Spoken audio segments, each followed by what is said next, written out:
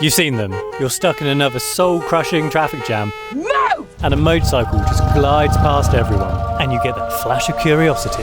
What is that actually like? Is the freedom you're imagining real? Or is the danger as real as everyone says? That's the real question. Not some romantic movie-poster version of riding, but the unfiltered truth. This is the practical breakdown of what it means to choose a life on two wheels. From someone who's lived it. We're going to cover the absolute best parts of being a rider, and then we're going to stare directly at the worst parts. So, if you've ever felt that pull, that spark of curiosity, this is for you. Let's start with the good stuff. And I mean the tangible, life-improving good stuff. The things that make you feel like you've found a cheat code for modern life. Number 1, you defeat traffic. The single greatest benefit is ability to completely neutralise traffic. That feeling of being stuck, helpless, watching your life tick away in gridlock, it pretty much vanishes. In many places, including the UK, lane splitting, or filtering as we called it, is totally legal, allowing you to slide past all those traffic jams without a care in the world. So long, losers! It's not reckless weaving, it's a calm glide past the stationary world. On a 30-mile commute in rush hour, a motorcycle can be up to 3 times faster than a car. You are reclaiming hours of your life every single week. You are no longer a victim of congestion, you actively navigate through it. I'm fast as boy. Parking becomes a superpower. When you get where you're going, the second advantage is immediately obvious: parking. The endless hunt for a spot is over. Motorcycles fit into the forgotten corners of parking garages. The little painted triangles at the end of a row, or dedicated bike spots right by the entrance. You don't circle the block, you don't pay absurd garage fees. You just pull in, park, and walk away. You're so jealous. It feels like a small victory every single time. It's cheaper, usually. The price for a reliable new bike can be a fraction of the cost of a new car. You can get a brand new, capable motorcycle for between £4,000 and £8,000, and the savings don't stop there. Fuel efficiency is drastically better. Many motorcycles can easily outperform cars. We're talking 60, 70 miles per gallon. And insurance, usually cheaper too, though this varies wildly according to your age and record. But even maintenance, whilst more frequent, often involves smaller, less expensive parts. So for the average commuter bike, the annual running costs are undeniably lower. Number 4, you are actually there. You smell the fresh cut grass. You feel the temperature drop as you ride through a shaded forest. And this forces you into a state of focus that's almost like an active meditation. You can't get lost in a daydream. A study, funded by Harley-Davidson and conducted by UCLA researchers, found that riding a motorcycle decreased biomarkers of stress by 28%. After a rough day, a 30-minute ride home can completely reset your brain.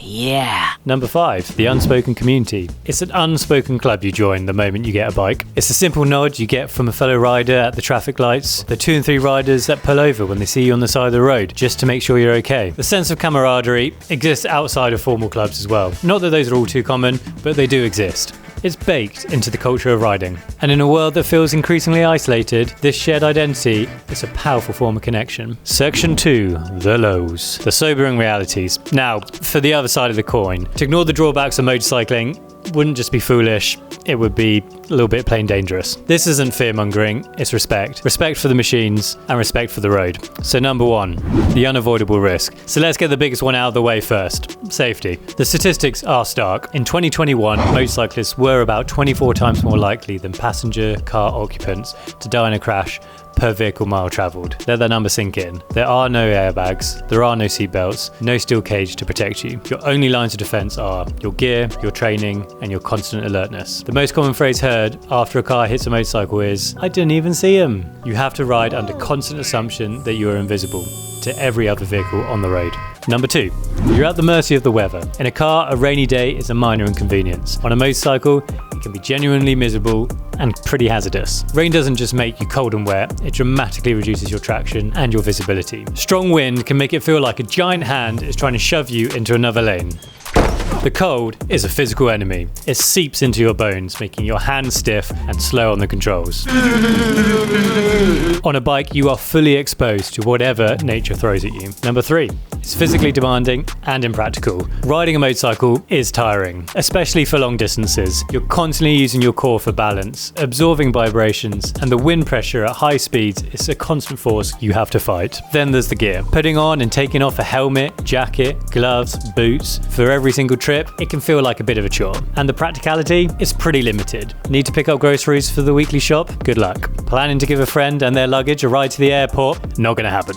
Motorcycles have minimal storage, and every item has to be carefully secured. 4. Barriers to entry. Just getting started has its hurdles. You need a specific license or endorsement, and that means passing both written and practical skills tests. Training courses are essential, but they're also a barrier. And the learning curve is steep. Mastering delicate balance of clutch, throttle, and brakes at low speeds, it takes hours of practice in an empty parking lot before you're even ready for the road. Section 3. What nobody tells you. There are some truths you only learn in the first 6 months. The realities that shape you from a nervous beginner into a real rider. Firstly, the first time you drop your bike. It will certainly happen, and it will almost certainly be slow and embarrassing. You'll be in a parking lot or in your own driveway, you'll lose your footing, and the bike will slowly lean over until it rests on the ground. Your heart will pound, and you'll look around, praying that nobody saw. That was so embarrassing, I'm gonna die. That was really rough. It feels like a monumental failure, but it's a rite of passage that every rider has been through. Then there's the moment when it all clicks. For the first few weeks, every action is a clumsy mental checklist. Squeeze clutch, click down, slowly release, add throttle. Then one day, you'll pull away from a stoplight